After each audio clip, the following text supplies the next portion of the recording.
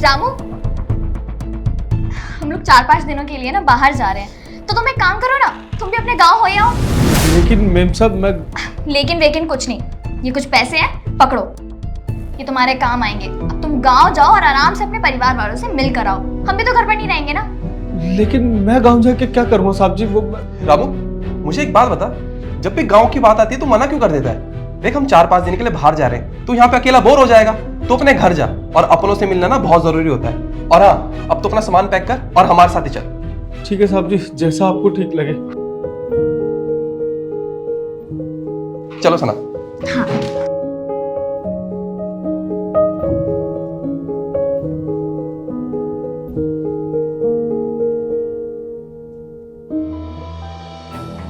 रामू, तू एक काम करना, तू हमारे साथ ही चल, हम तुझे बस स्टैंड तक छोड़ देंगे। अरे नहीं साहब जी, आप चले जाइए, मैं चला जाऊंगा।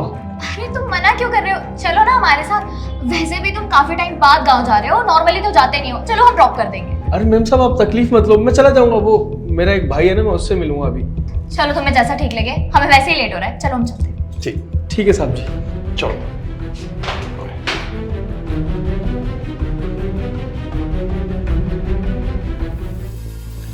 अब मैं मेम साहब और साहब जी को कैसे बताऊं कि गांव में तो मेरा कोई है ही नहीं। माँ बाप के बाद मेरे को भैया भाभी ने भी घर से बाहर निकाल दिया। अब मैं कहाँ जाऊंगा?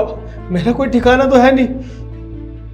एक काम करता हूँ, यहीं सो जाता हूँ, इससे घर की रखवाली भी होती रहेगी। हाँ।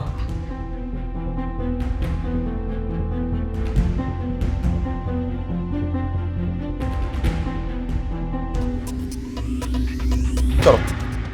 एक सेकंड यार, मैं अपना फोन तो ऊपर ही भूल गई। आई एम सॉरी, बस 2 मिनट में अभी लेके आती हूँ। हाँ, बस 2 मिनट। मैं भी फोन कैसे भूल सकती हूँ? अरे ये हमारे घर के आगे कौन सो रहा है? हमें गए हुए तो टाइम भी नहीं हुआ।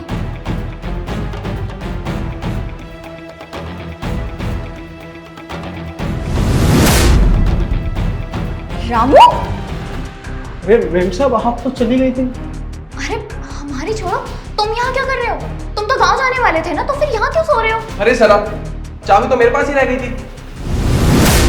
रामू, तू ये सब क्या चल रहा है? रामू, ये सब क्या चल रहा है? और तूने यहाँ पे बिस्तर बिछा रखा है? साहब जी, वो मैं आपको क्या... साहब जी, अरे तू इतना घबरा क्यों रहा है? एक काम करते हैं, तू अंदर चल के हमें सब कुछ बता। चल, घबरा मत, आजा अंदर। तुम दरवाजा खोलो,